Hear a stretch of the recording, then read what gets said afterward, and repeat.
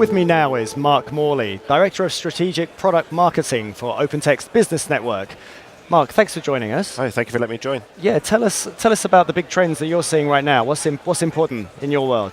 Well, I think in my world, personally, because I'm working with many supply chain companies around the world, the one topic everyone's talking about is the Internet of Things and how that can change their business on a truly global basis. Okay. So we're starting to speak with companies that want to use IoT in many different ways, but there are three key reasons why companies would want to adopt it. Mm-hmm. Firstly, they would adopt IoT more for improving visibility across their supply chain. And I would call this pervasive visibility, the ability to have connected devices so you know exactly where your shipment is anywhere in the world. The second area is around proactive replenishment. So, for example, in a retail store, you want to make sure you can replenish your shelving before those products run out. So, by connecting to our business network, which connects to over 600,000 companies around the world, we have the ability to make sure those shelves or the production operations, the warehouses, they remain full of goods and products at all times. Mm-hmm. The biggest area for IoT is around predictive maintenance. So the ability, for example, to determine when a serviceable product is about to fail, and you want to make sure that you could maximize the uptime of that product by replacing a faulty part or a component as quickly as possible. And the sensors on those connected devices connected into our business network can help procure those spare parts and deliver them to the maintenance centers as and when they require.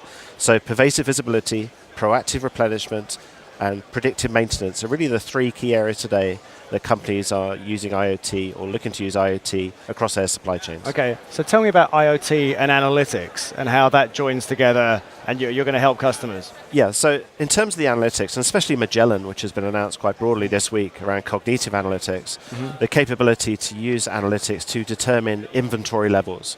So for example, in the retail example I mentioned a moment ago, if there are sensors on the retail store, you can actually monitor the consumption patterns as the goods are taken away from those retail stores, the shelving, and then you can actually determine a trigger point using the analytics environment to determine the best point to actually replenish those stores.